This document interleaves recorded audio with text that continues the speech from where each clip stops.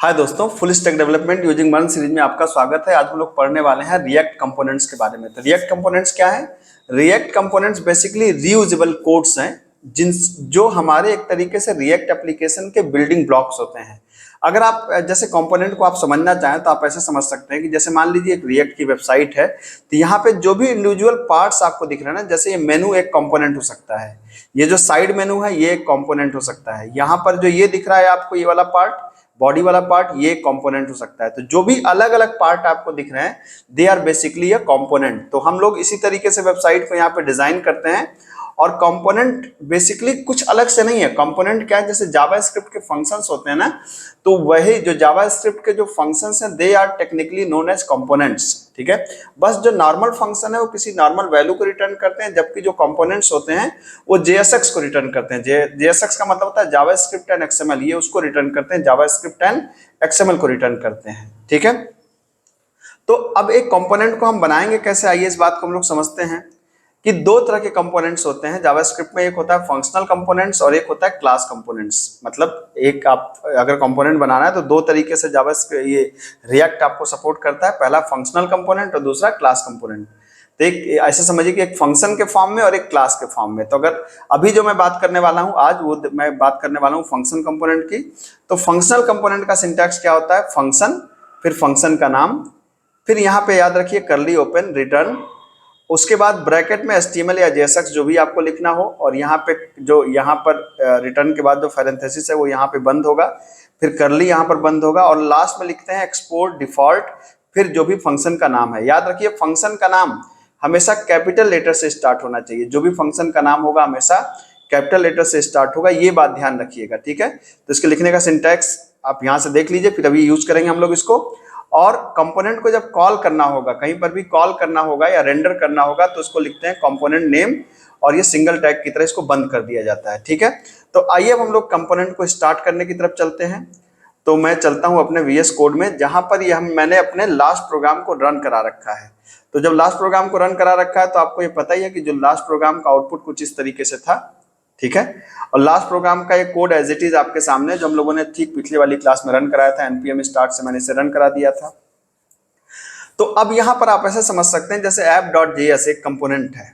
ठीक है, app.js एक कंपोनेंट है, और इस कंपोनेंट को हम लोगों ने कहां पे यूज किया है? इस कंपोनेंट को हम लोगों ने यूज किया है index.js के अंदर। ठीक है, तो ये हमारा app.js एक कंपोनेंट है, इसको यूज किया गया है कहां पर? index.js के अंदर। तो ये देख सकते हैं यहाँ पर ऐप को यहाँ पर इस्तेमाल किया गया है। ठीक है, अब जैसे हम इसे बदलना चाहें, जैसे ये कोड तो ऐप के अंदर लिखा गया, अगर हम इसे बदलना चाहें तो हम यहाँ पर जाकर के क्या कर सकते हैं? app.js के अंदर जाकर के आप ये हेडर से लेकर के ये पूरी चीज, इवन हेडर से लेकर के पूरी चीजों को आप डिलीट कर दीजिए। जैसे आपने इसको उठा के हेडर तक की सारी चीजों को डिलीट कर दिया। ठीक है, तो अब ये देखिए यहाँ से सारी चीजें हट जाएंगी, और यहाँ पे मैंने सिंपल यहाँ पर एक लिख दिया H1, मैंने यहाँ पे सिंपल लिख दिया यूनाइटेड कॉलेज।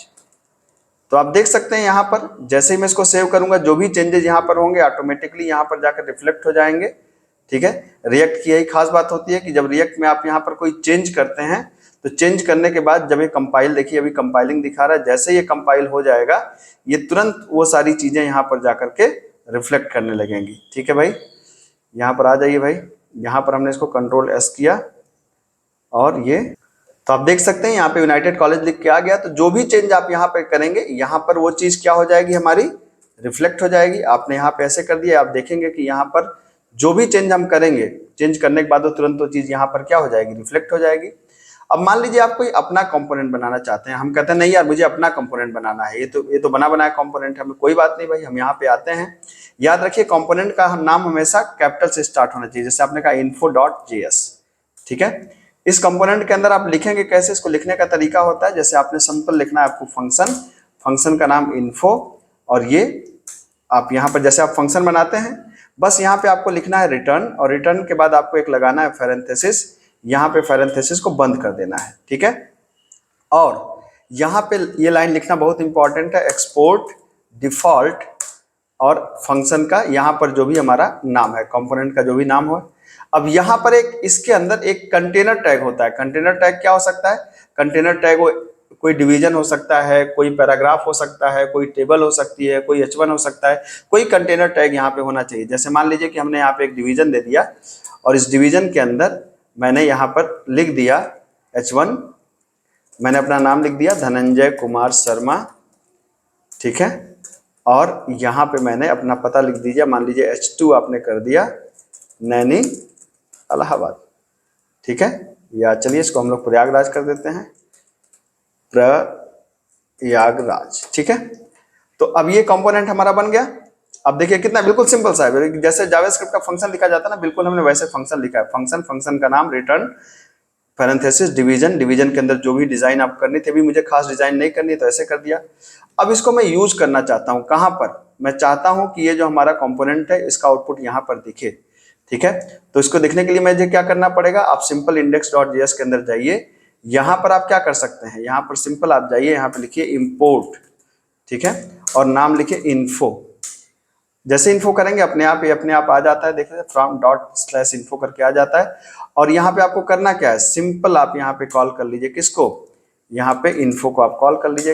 रेंडर ऐसे किया जाता है यहाँ पे, ठीक है। तो आप देखेंगे जब आप इन्फो को कॉल करेंगे तो ये कंपाइल करेगा अपने आप को, और कंपाइल करने के बाद ये देखिए आपका आउटपुट आ गया।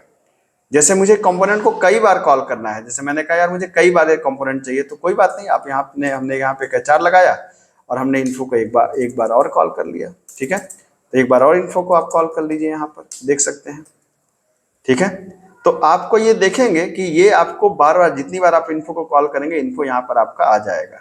तो ये हमारा कंपोनेंट है। आपने देखा कि एक फंक्शनल कंपोनेंट कैसे बनाते हैं। जैसे फंक्शनल कंपोनेंट मैंने यहाँ पे बनाया, ये देखिए फंक्शनल कंपोनेंट बनाया, और इस फंक्शनल कंपोनेंट को मैंने यहाँ पर आकर के यूज कर लिया। तो मेरे ख्याल से बात आपको समझ में आई होगी। रिएक्ट की जो बेसिक वेबसाइट है, इसका हम लोगों ने बेसिक एक जो डिजाइन है उस डिजाइन को थोड़ा सा चेंज कर दिया, लेआउट को चेंज कर दिया, और बहुत कुछ करेंगे। मिलते हैं अगले लेक्चर में। Thank you so much.